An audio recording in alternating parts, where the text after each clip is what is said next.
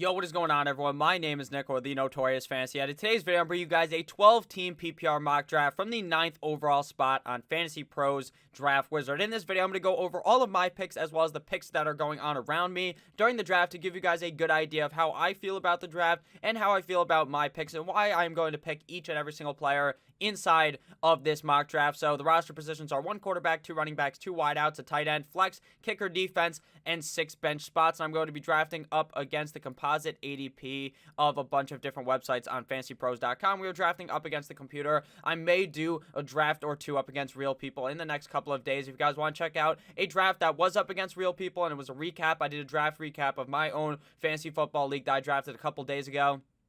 I did the review yesterday, so if you guys want to check that out to see really how the draft is going to go, make sure you check that out. But I've noticed that Fantasy Pros does a really good job of seeing how a draft or a real draft may actually go, considering a lot of the picks were around the same spots that I was seeing them go off in my draft. So if at any point in this video you guys end up enjoying, please make sure to click that subscribe button down below. It's free, and I put out content every single day to help you guys win that 2020 Fantasy Football Championship, so you don't want to miss out on the double uploads or triple uploads every single goddamn day. So if we look at the draft board, the first couple of picks of the draft before we get to mine was Christian McCaffrey, Saquon Barkley, Ezekiel Elliott, Alvin Kamara, Dalvin Cook, Michael Thomas, Derrick Henry, and CEH. The first round, as always, very heavily dominated by the running back position. We're going to see around the 3rd and 4th round where the wide receiver brigade really starts to come off of the board. So if we look here, nothing too out of the ordinary, really. Michael Thomas going around the 4 to 6 to 7 spot pretty much in every single league. I've noticed he goes at the 6th spot today. The rest of the picks have been running back, so not all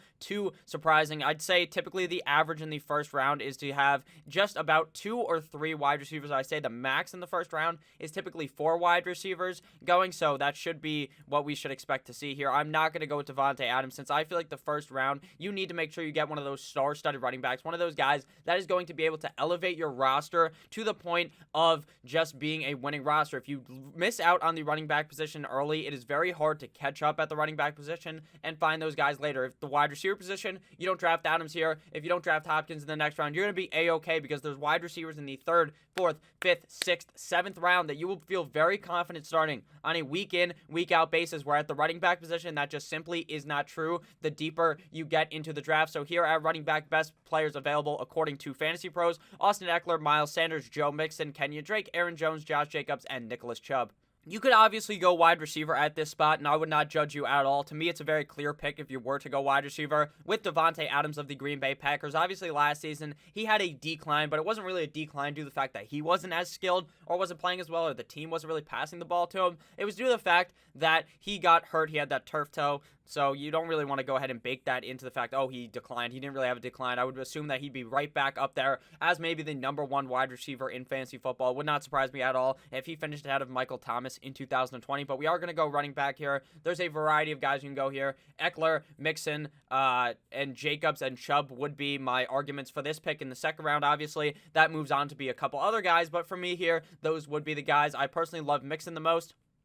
I've talked him up a million times. Joe Mixon is one of my favorite running backs. I think he is going to be more involved in the pass-catching game, more involved in the pass-catching game, which obviously, like I have talked about, is really going to elevate his game since he wasn't previously involved in that. He was more of just that workhorse kind of guy that's just jamming the ball down the throat, not really catching too many passes. But I think with Burrow, he's going to be seeing more receptions, so that could be the pick here. But since I have not picked him in the first round very much recently, I'm going to go with Austin Eckler, running back of the LA Chargers. He's one of my favorite targets. I've noticed at the pick where we are at 9, it's very typical for him not to fall to us into the 2nd round due to the fact that he's rising so much in people's rankings, and that's for a good reason. He's also on Hard Knocks, so he has the Hard Knocks effect of, oh, you see him ball out on the television. Holy shit, let me go ahead and draft him, and he just rises up the draft board. It happens every single year. Last year happened to Chubb, happened to Odell, happened to Jarvis Landry, and Baker, due to the fact that they were on the television show. So here, I think I like Austin Eckler. I think he's going to get potentially over 2,000 all-purpose yards. To me, he's like Christian McCaffrey light. Christian McCaffrey is like the Budweiser. He's fucking Bud Light, and I think that Austin Eckler is going to be amazing yet again in 2020, especially since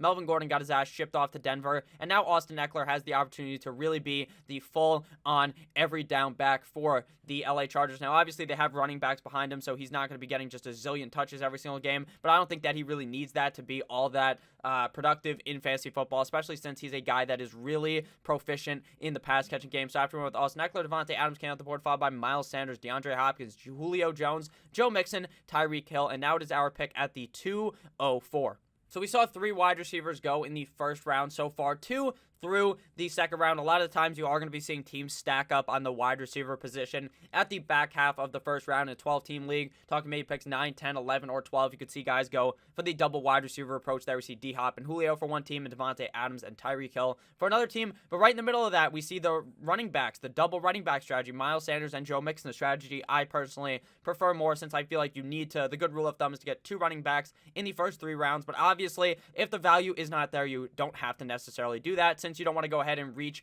on a running back. If, say, the whole first round was running backs and you're sitting here and Devontae Adams is there, you just draft Devontae Adams because it's not worth taking the risk at one of those more risky running backs since 12 or 13 may have already came off the board. But now it's our pick here, and this is very easy for me. It's going to be Josh Jacobs of the Las Vegas Raiders. I've talked this guy up a million times in the offseason. He's a guy that was very dominant in the rushing game. It wasn't given too much opportunity to get that work in the pass-catching game, and coaches have talked him up as being a guy that could potentially get a lot of pass-catching opportunity in this offense. I'm going to go ahead and believe them. Now, they did bring in Theo Riddick, and I did kind of make a joke on Twitter, Theo Riddick is going to really fuck up Josh Jacobs. Not really at all. Josh Jacobs is still going to be getting a lot of the rushing opportunity as well as getting some more pass-catching opportunity. I think he's all around a very good back, and I think if we see him play a full season, unlike last season, he could really be a beast for your fantasy football team, and he was very dominant when he was healthy. So I'm going to go ahead here and go with Josh Jacobs of the Las Vegas Raiders, and I actually expect this offense to be better in 2020 due to the fact that they drafted Henry Ruggs, who's a nice field stretcher, so now maybe they'll be more scared of the passing game and won't really be able to key in on Mr. Joshua Jacobs. So after we went with Josh Jacobs, now our team is Austin Eckler and Josh Jacobs to start off the draft. After that was Nick Chubb, followed by Kenyon Drake, Travis Kelce, Aaron Jones, Patrick Mahomes, Chris Godwin, Lamar Jackson, George Kittle, me Timbers, Kenny Golladay, Leonard Fournette, Mike Evans, Adam Thielen, DJ Moore, Chris Carson, Allen Robinson, and Amari Cooper. Just as suspected, once the third round begun, the running back brigade really stopped coming and the wide receivers start flying off the board. Notice how only 2 running backs got picked in the first 8 picks of the third round, whereas that's very untypical of the early rounds of the draft. Mahomes, Kelce, Kittle, Lamar also all come off the board in the second or third round, I'd say, in pretty much every single draft. So now it's our turn to make our pick. Like I said, we already have 2 running backs, so you could really go either way here with a running back or wide receiver. I think if you want to get Mark Andrews, I'd personally rather wait until the 4th round, and if he's not there, I just go ahead and say avoid him there. I'd much rather just pay the price in the 4th round for Mr. Mock Andrews. Obviously, you could go with Dak Prescott, Russell Wilson, Kyler Murray, Deshaun Watson, but it's really different in every single draft. We might miss out on Dak, and then after they pick Dak, Russell Wilson, Kyler Murray, all those guys might fly off the board, or we might not see Dak come off the board until like the 5th or 6th round. It really depends on who you're drafting against and how they value the quarterback position. So now it's time to make our pick here at running back or wide receiver. I don't really love any of these running backs here in the 3rd round. None of them are really calling my name. Todd Gurley, James Conner, Le'Veon Bell, Melvin Gordon seem a little too risky for me here in the 3rd round, so I'd much rather go ahead and pivot to the wide receiver position. Looking at wide receivers, Juju Smith-Schuster, Odell Beckham Jr., Robert Woods, Cooper Kupp, Calvin Ridley are all names that I do kind of like besides Odell Beckham Jr. I just believe that team is going to be too run-heavy to really be able to buy into that kind of offense for the pass-catching weapon in Odell Beckham Jr., considering he's not even the number 1 pass-catching weapon, in my opinion, since Jarvis Landry is going to be a fucking target hog in Cleveland.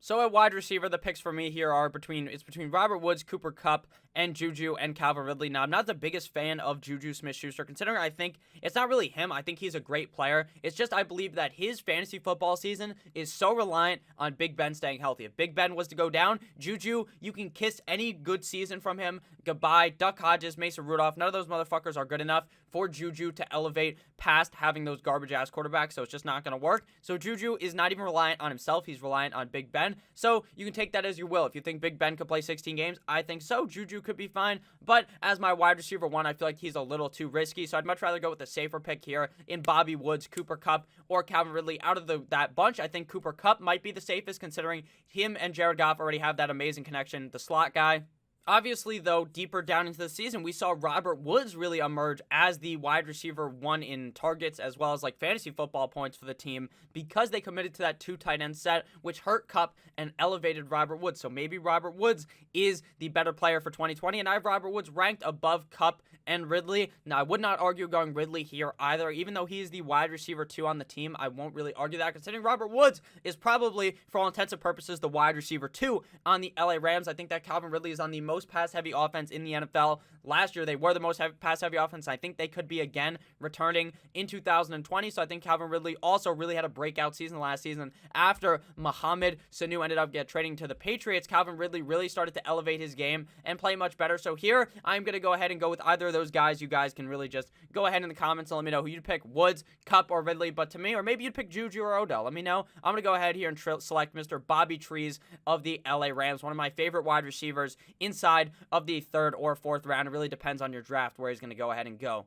So we started off the draft with 2 running backs and 1 wide receiver in Austin Eckler, Josh Jacobs, and Bobby Woods. So after we went with Robert Woods, Todd Gurley came off the board, followed by Mark Andrews, Odell Beckham Jr., Zach Ertz, Cooper Kupp, and Juju Smith-Schuster. So only 3 running backs ended up coming off the board inside of the 3rd round. That means 9 wide receivers came off the board in the 3rd round, which is more than the first 2 rounds combined, which I kind of suspected since that's really how a lot of the drafts have been going. Mark Andrews comes in the 3rd round, followed by Zach Ertz in the 4th round. So all the big real tight ends there have came off the board. So we're just going to go ahead and wait at the tight end position until much later in the draft. No quarterbacks have came off the board, but I just don't feel too confident picking one early in the 4th round since I feel like my running back and wide receiver depth just won't be as good. If I do that, obviously you can go ahead and draft Dak here. He's really going to elevate your roster. Same with any of those guys, but I personally just don't like my teams as much when I end up doing that. So we're going to go ahead here and go with either a running back or wide receiver. Obviously the running back will be our flex. The wide receiver will be our wide receiver 2. At running back, we see James Conner, Le'Veon Bell, Melvin Gordon, David Johnson, Jonathan Taylor. At wide receiver, Calvin Ridley, A.J. Brown, DJ Chark, Tyler Lockett, Keenan Allen, Terry McLaurin. So the running backs here, I'm not all that excited to draft here in the 4th round. I think Le'Veon Bell is much more of a safe play than a lot of people are really talking about him to be. So you could go here and go with the safe play, but I think I'm going to load up on a wide receiver that I think also has top 12 potential that I talked about before. That is Calvin Ridley of the Atlanta Falcons. I really think Calvin Ridley is going to have an amazing season in 2020. Like I said earlier, after Mohamed Sanu ended up exiting and going to the New England Patriots, Ridley really stepped up in a big way, as did Julio Jones. Both of their points per game really increased in both half PPR and full PPR, and I think that we see the Atlanta Falcons team be just as pass heavy, like I said. So I think that Calvin Ridley is going to have an excellent year in 2020, and they play in a division that is pass heavy, or not even that it's pass heavy, it's just fucking score heavy. They're going to be having to go back to back to back, fighting back and forth in these games with those teams, and with a defense like Atlanta has, that is very worrisome, obviously, for their defense, because it's just going to get plowed over, and then Mr. Matty Ice is going to have to throw back into the game, and that means that's going to be throwback Thursday, because Calvin Ridley and Julio Jones, as well as Hayden Hurst, are all going to have many dominant games this season due to the fact that the defense is really going to screw them over, and they're going to be having to pass a lot deep into the game, especially with Dirk Cutter, considering they don't even really run the ball all that much.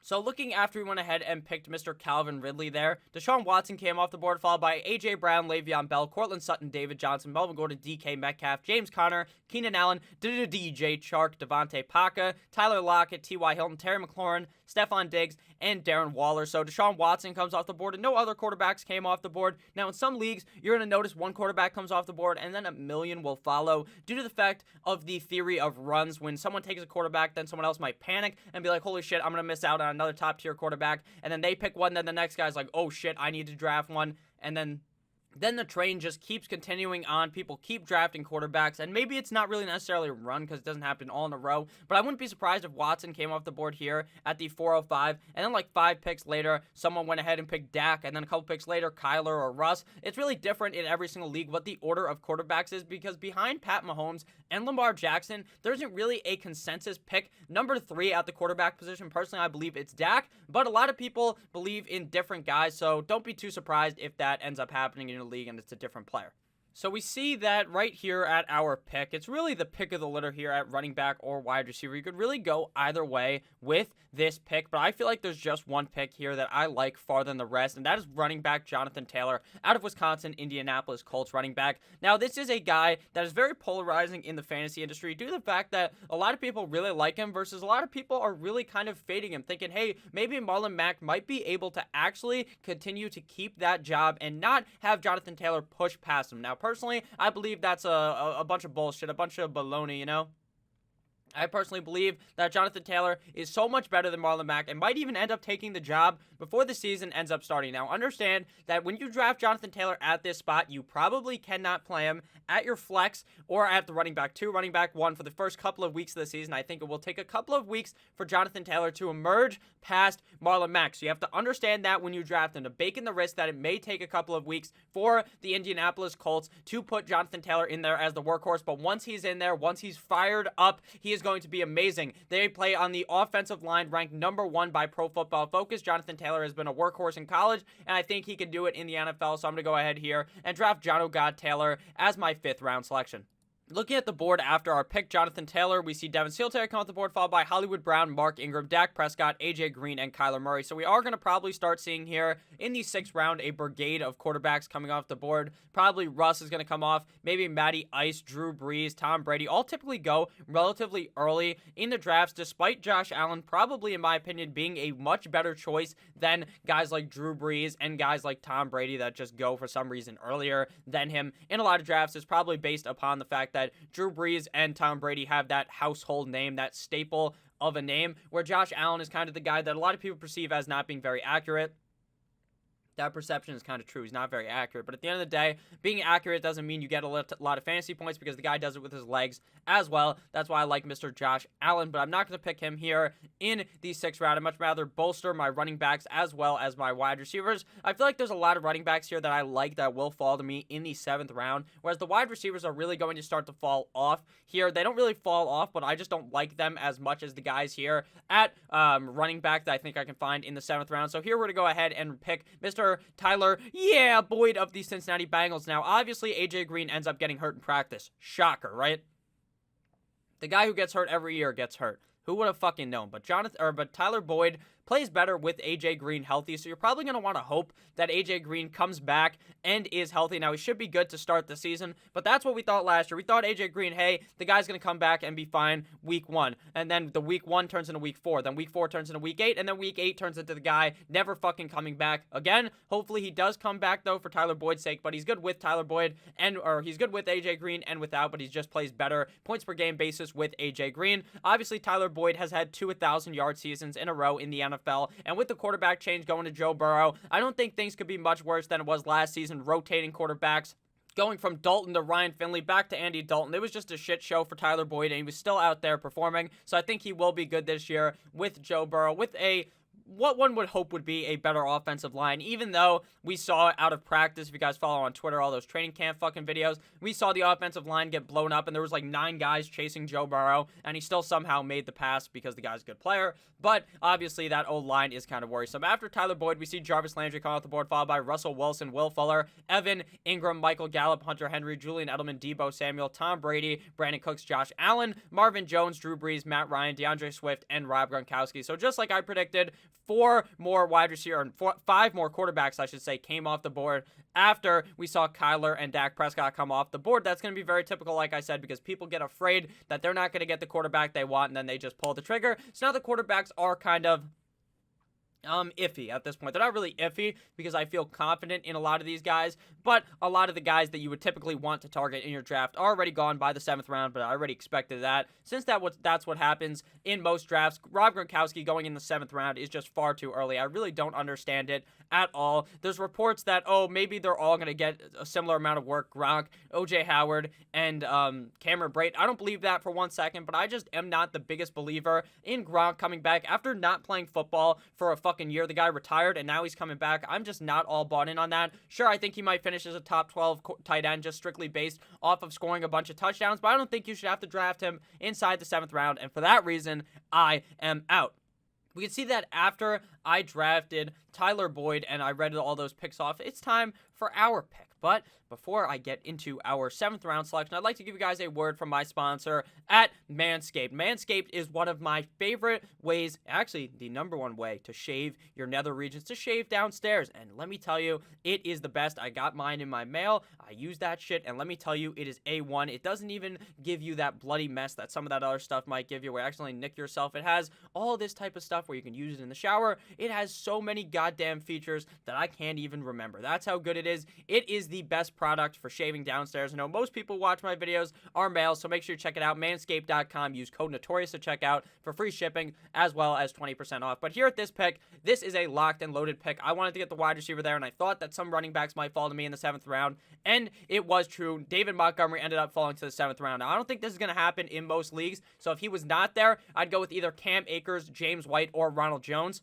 Cam Akers is a player who, in my opinion, is going to be getting a lot of touches now in practice due to Darrell Henderson missing some time. Probably, likely, maybe might even miss week 1, so that's even better for Cam Akers. And Cam Akers I already thought was more talented than him, but Darrell Henderson was obviously going to be there for them to call as like some type of running back by committee. But if Akers obviously elevates himself above that, he will be well worth a pick in the 7th round. I also like James White as a safe pick later in the draft, probably average like 12 PPR points per game, and can finish as a top 12 running back if he's given more work in between the tackles like I believe is possible. Ronald Jones, obviously a high upside pick, but Dave Montgomery, the locked and loaded pick here, also super safe. Last year in his rookie season, obviously didn't play up to expectations, but his expectations were far too high for what actually happened. Obviously, the Chicago Bears were not all that good last season, but I think David Montgomery has given the ball a lot more this season, just like we saw last year. But I think this year the touchdowns are going to be there for him. And I think that under 9-inch Nick Foles, the team just runs much better. And David Montgomery proves to provide value later in the draft, whereas you were paying a much higher price last season for David Montgomery than you're paying now. He's not even inside of our team, but he probably will end up being our flex, if not Tyler Boyd, while Jonathan Taylor is obviously getting recouped to become that number 1 guy and potentially a top 12 running back for our team. So after that, we see Christian Kirk come off the board, followed by Carson Wentz, Kareem Hunt, Raheem Mostert, Cam Akers, and Jamison Crowder. So likely right now, every single team probably already has a quarterback. So we pretty much have a very balanced roster through the first 7 rounds of our draft. We have Eckler, Jacobs, Eckler, Jacobs. We have Jonathan Taylor and David Montgomery. So we have 4 running backs and we have 3 wide receivers. So that's a very balanced approach to the start of your draft. I do typically urge you guys to draft more running backs than wide receivers, though, because the fact is that the running back position is very hard to find off the waiver wire, whereas likely on a week-to-week basis, it's very easy to find a wide receiver that you could throw straight into your lineup off the waiver wire.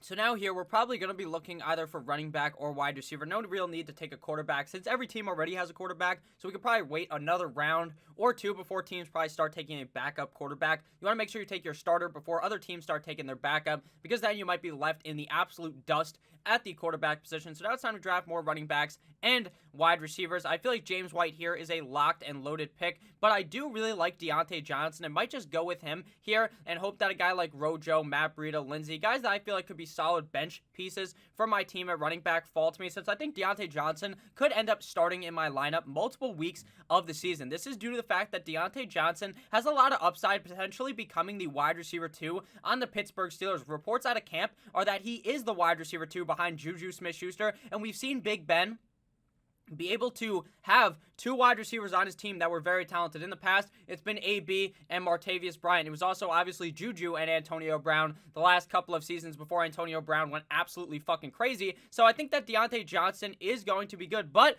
again, just like with Juju Smith-Schuster, for Deontay Johnson, you're heavily relying on the fact that Big Ben stays healthy. If Big Ben goes out the window, then I don't think that Deontay Johnson will really have that as much upside as he does with Big Ben. Sure, Deontay Johnson did end up playing well with Myles Garrett's bitch boy, Mason Rudolph, as well as Duck Hodges, but at the end of the day, it's not going to be as good as if Mr. Big Ben Roethlisberger was starting, so I'm going to go with Deontay Johnson here as my 8th round pick. After that, we're probably just going to start hitting on these running backs, unless all of them went, which actually did end up happening here. A bit disappointing, but hey, that's the price we pay for going Deontay Johnson there, but I feel very happy with Johnson, so I won't really be too mad at that. So looking at the draft board, after we went ahead and got Mr. Deontay Johnson, the Niners defense got picked, which is the worst pick of the draft, because you can't pick a defense that early. It really ruins the running back and wide receiver depth on your roster. After the Niners defense, we see John Brown, followed by Rojo, James White, Henry Ruggs, Philip Lindsay, Justin Jefferson, Tariq Cohen, Emmanuel Sanders, Darius Slayton, Matt Breida, Sterling Shepard, CeeDee Lamb, Jordan Howard, Mike Williams, and Jerry Jeudy. Now, Mike Williams did end up suffering an injury, so he's kind of a guy that I am kind of fading now at this pick. For some reason, Fantasy Pros kind of fucks you over, and once someone drafts him, you can't actually click on the player that you want, which is very fucking annoying, to be completely honest with you. But hey, at the end of the day, Mike Williams did get hurt. He should be fine to start the season, but that's obviously something worrisome when you see a guy get hurt in training camp.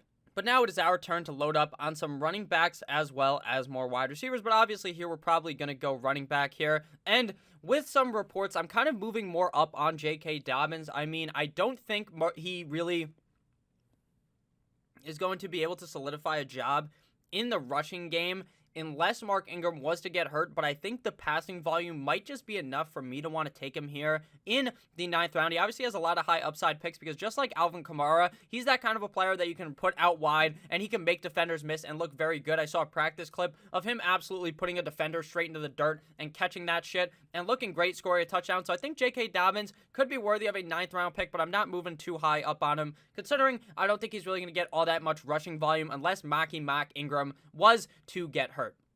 After he went ahead and drafted J.K. Dobbins, Tyler Higbee came out the board, followed by Mecole Hardman, Sony Michel, Keyshawn Vaughn, Antonio Gibson, and Kerryon Johnson. Sony Michel is pretty much a waste of a draft pick at this point, with them signing Lamar Miller, with the fact that he's on the PUP, with the fact that he might just have gotten passed by Damian Harris already. I just don't really see it worthy of drafting inside of the 9th round, considering I'm not even sure he's going to start off the season. Kerryon Johnson already in a knee brace, or a leg brace. He's looking like fucking Big Ben Roethlisberger. I don't understand it. Just don't draft him again. Don't fall into that again. He probably will start, but he won't be getting enough rushes to be worthy of it. Same thing goes with DeAndre Swift. I don't think he's going to get enough rushes to be worthy of it. Unless one of the guys was to get hurt, then maybe, just maybe, one of those guys will be worthy of starting in your fantasy lineup on a week-to-week basis.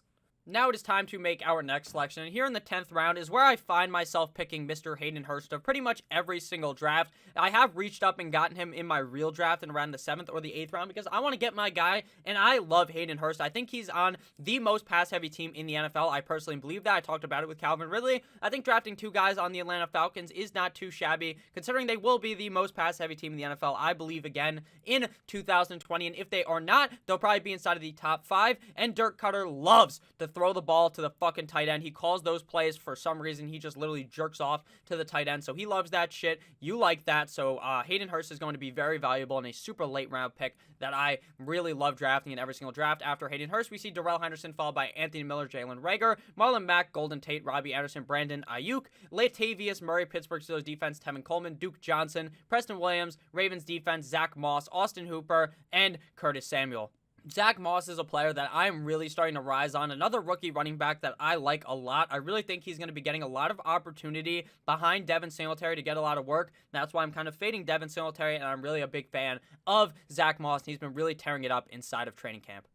Now it is time to go ahead and draft more running backs and wide receivers. Probably won't draft a quarterback for a little bit. So the running backs have really dried out. That well is completely gone at this point. So we're just going to hammer on a wide receiver here and go with N'Keal Harry of the New England Patriots. Now reports initially the last couple of days, N'Keal Harry's playing like absolute dog shit in training camp. Not looking very good. Their reports yesterday are seeming like, he's looking much better. So I guess you don't really have to buy too much in on the training camp. I personally believe more in the player, N'Keal Harry. And I think while it might take a couple of weeks for him to really develop that connection with Cam Newton, I really think that N'Keal Harry is going to be a very productive player. There's a reason why the New England Patriots drafted this motherfucker in the 1st round. It is because he is very talented, and obviously last season he was not really given that opportunity because he ended up getting hurt in preseason. Then Tampa Bay Tom Brady just doesn't fucking throw the ball to some guy that he just doesn't have a connection with. That's just how TB12 rolls. So now after N'Keal Harry, Alexander Madison came out the board, followed by the Buffalo Bills defense, Sammy Watkins, Tony Pollard, Michael Pittman, and Boston Scott. So here we're to go ahead and snag our quarterback, and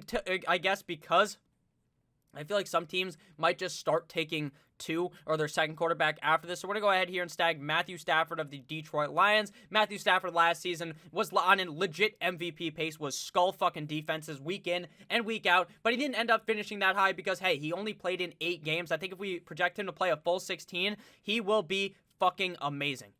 the guy was on fire. Now, there obviously is worries in his injury because he hurt his back 2 years in a row. Last year, it took him out for 8 games. The year prior, he actually ended up coming back and still playing, but he wasn't playing as well at all because his back was fucked. I think he realized this year or last year to sit it all down, say, fuck it. I don't need to play the rest of these 8 games. My team sucks ass. Let me just go ahead and sit on the bench and be okay to start off the season, and that's what he did. And I believe Matthew Stafford, if he can stay healthy, will be an absolute steal in the 12th round of your drafts. I really like Matty Ice this season. I think he's going to have a tremendous season. So looking at the board after we went ahead and selected Mr. Matty Snapback, we now need to find our final bench player before we start going on to the defenses and kicker. So after we went with Matthew Stafford, Adrian Peterson came on the board, followed by Naheem Hines, Aaron Rodgers, Rashad Perryman, and a tight end run of Jared Cook, Noah Fant, Mike Gesicki, Deshaun Jackson, Justin Jackson, call me Miss Jackson, and then Chase Edmonds, Daniel Jones, Damian Harris, a running back I really like, late A.J. Dillon, New England Patriots defense, and T.J. Hawkingod, followed by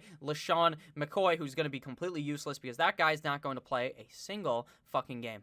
And for that final bench player, we are probably just going to go ahead here and take a shot at a random running back here that may be good. But at the end of the day, there's really no one available here that I'm really all that high on. So I'm just going to draft Jerick McKinnon here and just take the late round shot at that 49ers backfield. It's obviously a running back by committee there. So maybe taking the guy the latest in the draft and hoping the opportunity may come and may arise of him becoming the starter of the team if injuries happen. Could be very well worth it considering how much the 49ers running backs toted the ball last season in 2019. After McKinnon, we see Dallas Goedert come off the board, followed by Jared Goff, Baker Mayfield, Justin Rohrweiser, who got cut, DeAndre Washington, and Justin Tucker the fucker. So don't really need to draft 2 quarterbacks or 2 tight ends, in my opinion, in a 12-team league. I just think you can find a quarterback or a tight end off the waiver wire when yours either gets hurt or is on bye week. So now it's time to draft our kicker and defense. I posted a kicker rankings video earlier, so check that out for all your kicker needs. So here we go with Harrison Butker the fucker. This guy's just a locked and loaded top 3 kicker. Every year he does it. No matter how much the Chiefs score, they're still going to need to kick those extra points. And sometimes they're not going to score. And Harrison Butker is a locked and loaded man from deep. This guy's going to hit that shit from 57. It doesn't matter. He'd probably kick that shit 100 yards and it would still go. And that's how good Harrison Butker is. After that, we see Larry Fitzgerald, followed by the Chicago Bears, Devontae Freeman, Eric Ebron. Bunch of kickers, bunch of defenses. Big Ben Roethlisberger. Bunch of kickers, bunch of defenses. And now we got to draft our defense. You want to draft a defense playing an offense that's not super hot the first week. The Chargers are playing up against rookie Joe Burrow in his first ever game with no preseason. I think he will struggle there. So we're going to draft the LA Chargers, who are a great defense already, but we're going to cut them week 2. They have a harder matchup and pick up a new defense for week 2. So make sure you subscribe for that because I'm going to be posting videos every single week of which defense to pick up.